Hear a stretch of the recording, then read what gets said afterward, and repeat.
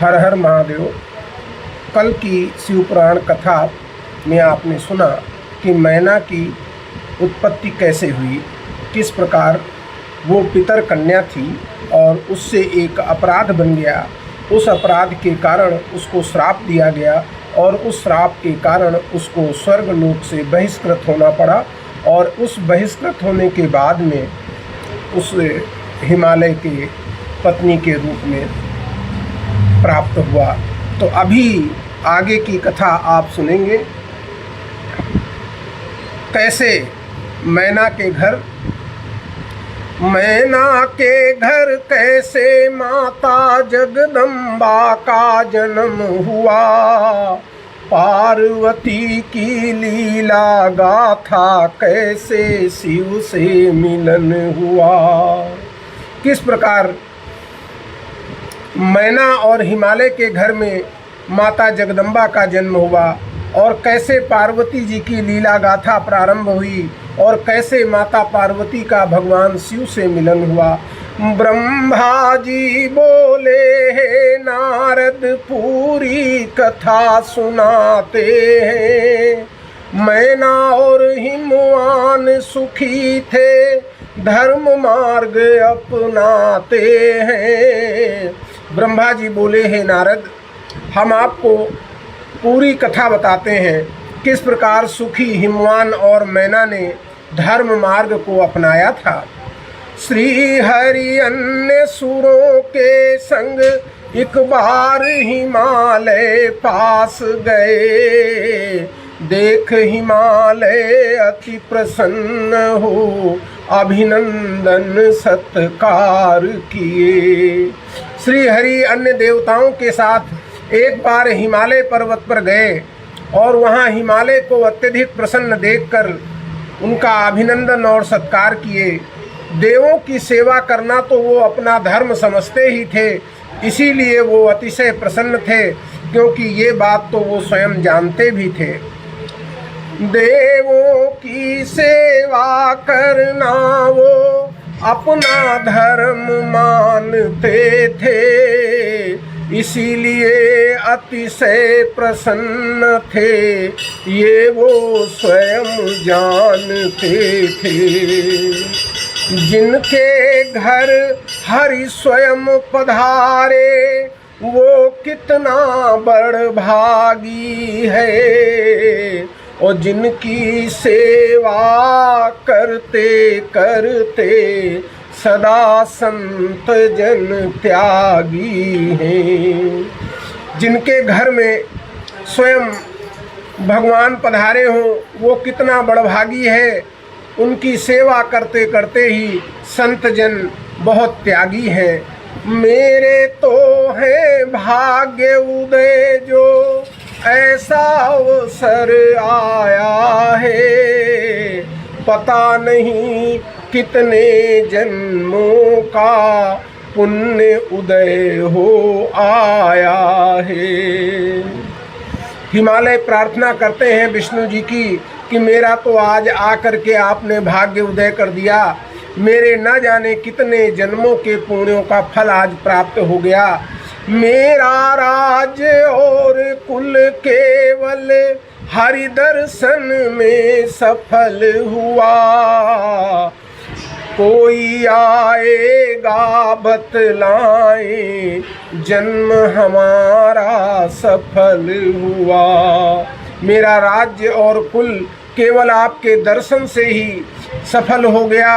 अब आप बताइए कि क्यों आना हुआ आपका। श्री हरि बोले सुनो हिमालय, मैं तुमको बतलाता हूँ। दक्ष सुता जगदम्बा की मैं सारी गाथा गाता हूँ। भगवान विष्णु कहते हैं, हे हिमालय सुनो, मैं तुम्हें दक्ष सुता जगदम्बा की पूरी कथा बताता हूँ।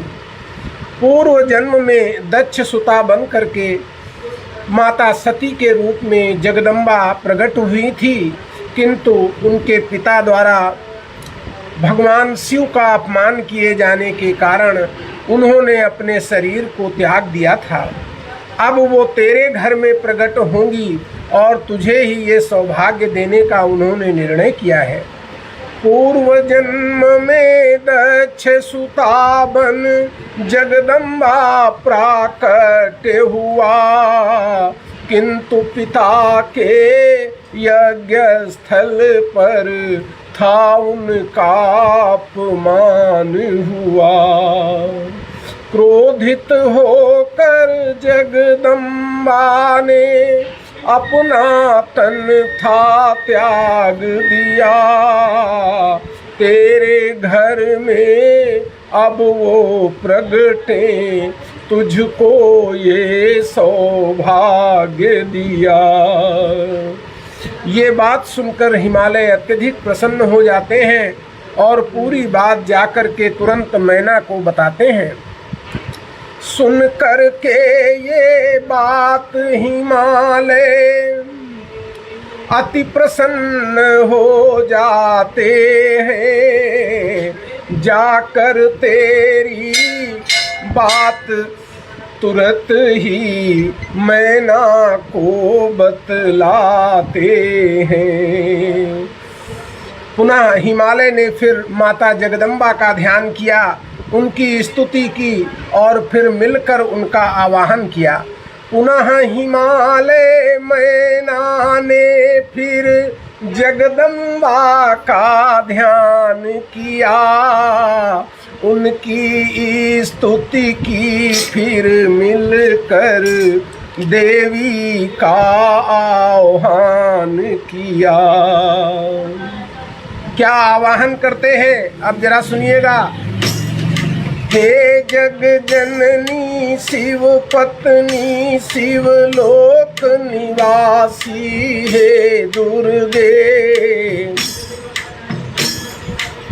माहेश्वरी हे जगत धारिता जगपालक जय जय दुर्गे, आप परम कल्याणी पावन शांति रूप आदि शक्ति, ज्ञानमयी शिव प्रिय माता हो, रवि बन जग प्रकाश करती।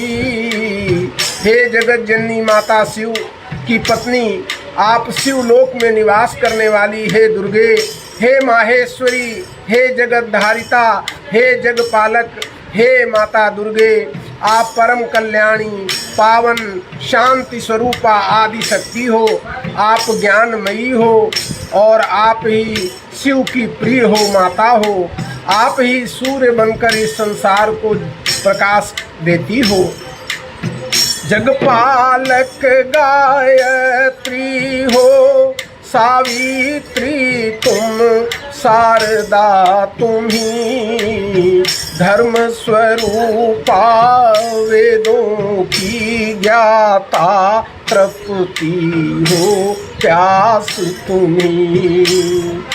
तुम्ही जग को पालन करने वाली हो, तुम्ही गायत्री हो, तुम्ही सावित्री हो, तुम्ही शारदा हो, हे धर्म स्वरूपा वेदों की ज्ञाता माता, तुम्ही तृप्ति हो, तुम्ही प्यास हो। भक्ति तुम्हारी भक्तों को निर्मल आनंद प्रदान करे, पापी हो दरिद्र निर्धन, पुण्यात्मा घर खुद वास करे। आपकी भक्ति भक्तों को निर्मल आनंद प्रदान करती है। पापी हो, दरिद्र हो, निर्धन हो या पुण्य आत्मा हो, सबके घर में आप ही सुख समृद्धि लाने वाली हो।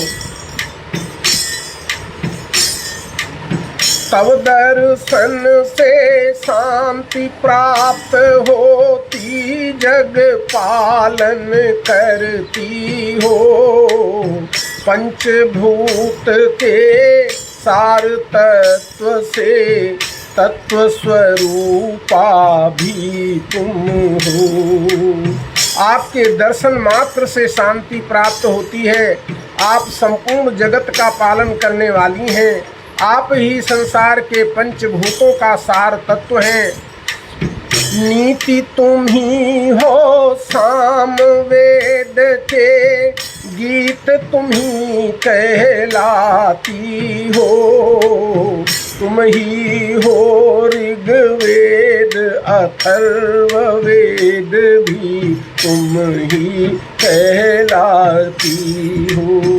तुम ही सभी प्रकार की नीतियाँ हो, सामवेद के गीत हो, तुम ही अथर्ववेद और ऋग्वेद भी हो।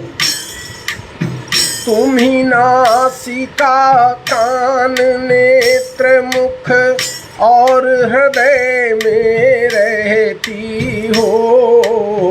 सबके घर में सुंदर सुख विस्तार तुम ही तो करती हो। शरीर के नाक कान और मुख तथा आँखें और हृदय ये सब आपके निवास स्थान हैं। आप जो है संसार में सुख का विस्तार करती हो।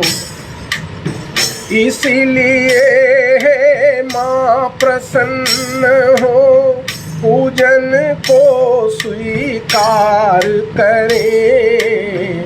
हो दर्शन प्रसन्न हो, मुझ पर विनती बारंबार करें। इसीलिए हे माता जगदम्बा, आप हमारी आराधना पर प्रसन्न हो जाओ, हमें दर्शन दो, हम यही आपसे निवेदन करते हैं। आप सुन रहे हैं ज्योतिर्लिंग शिव मठ से शिव महापुराण का पाठ। आज आप सुन रहे हैं रुद्र संहिता भाग 3 का अध्याय 3। किस प्रकार से देवता लोग हिमालय के पास जाकर के उनसे निवेदन करते हैं कि आप माता जगदम्बा का ध्यान करो। वो वही माता सती हैं जो अब पार्वती के रूप में आपके घर में जन्म लेने वाली हैं। ये सुनने के बाद हिमालय माता जगदम्बा को आराधना करते हैं और माता जगदम्बा की आराधना के पश्चात क्या होता है ये आप सुनेंगे कल के अध्याय 4 में। प्रातःकाल देवी जगदम्बा के दिव्य स्वरूप के दर्शन। कल माता जगदम्बा हिमालय के घर प्रकट होकर उन्हें अपने दर्शन देंगी। ये वृत्तांत आप कल प्रातःकाल फेसबुक पर लाइव सुन सकते हैं। इसके बाद आप इसे YouTube पर सायंकाल देख सकते हैं। इसके अतिरिक्त आप इसे कभी भी हमारी वेबसाइट ज्योतिर्लिंगशिवमठ.in पर जाकर देख सकते हैं। कल तक के लिए हर हर महादेव। जय भोले शंकर।